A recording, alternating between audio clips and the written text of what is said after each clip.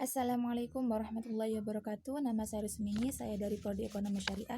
Di sini saya akan menanggapi sebuah video dari Bapak Abdul Wadud Nafis LCMEI tentang OJK atau Otoritas Jasa Keuangan.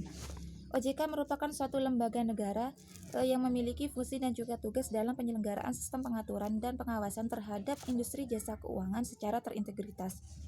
Nah, dalam pengawasan otoritas jasa keuangan ini diantaranya seperti perbankan, kemudian pasar modal, dana asuransi, dana pensiunan, dan juga lembaga keuangan lainnya.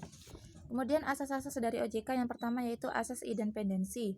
Nah, di mana OJK itu melakukan tugasnya itu sesuai dengan peraturan perundang-undangan yang ada. Kemudian asas kepastian. OJK itu bekerja sesuai dengan peraturan yang ditetapkan oleh pemerintah. Kemudian asas kepentingan umum. Nah, dalam asas kepentingan umum itu berlaku bagi semua pihak. Kemudian asas keterbukaan, asas profesionalisme, asas integrasi, dan asas akuntabilitas. Kemudian tugas dari OJK yang pertama yaitu mengatur dan mengawasi kegiatan jasa keuangan baik itu di sektor perbankan maupun non-perbankan. Kemudian yang kedua yaitu mengatur dan mengawasi kegiatan jasa keuangan di sektor pasar modal.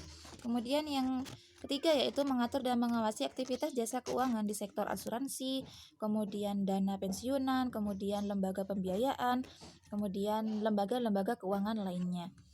Nah, adapun wewenang dari OJK itu diantaranya seperti yang pertama menetapkan peraturan perundang-undangan di industri jasa keuangan. Yang kedua, membuat dan menetapkan peraturan tentang pengawasan industri jasa keuangan. Kemudian yang ketiga yaitu membuat dan menetapkan kebijakan tentang pelaksanaan tugas dari otoritas jasa keuangan. Kemudian yang keempat, mengatur tentang tata cara penetapan pengelolaan struktur dan di lembaga jasa keuangan.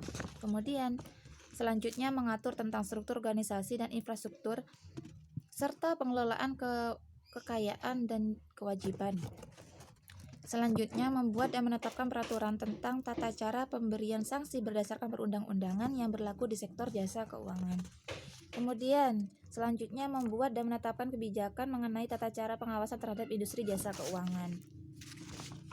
Selanjutnya otoritas jasa keuangan ini dapat melakukan pengawasan, pemeriksaan, penyelidikan, dan juga perlindungan konsumen dan tindakan lain terhadap lembaga jasa keuangan. Kemudian selanjutnya yaitu memberikan sanksi administratif kepada pihak yang melanggar peraturan perundang-undangan. Jadi OJK ini bisa memberikan sanksi terhadap sanksi administratif terhadap pelanggar peraturan perundang-undangan di sektor jasa keuangan. Kemudian yang terakhir yaitu OJK berwenang memberikan atau mencabut izin usaha pengesahan dan penetapan lain dalam peraturan perundang-undangan di sektor jasa keuangan.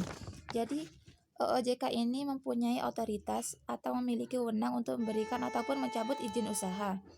Nah, sekian tanggapan dari saya, kurang lebihnya mohon maaf sebesar-besarnya. Wassalamualaikum warahmatullahi wabarakatuh.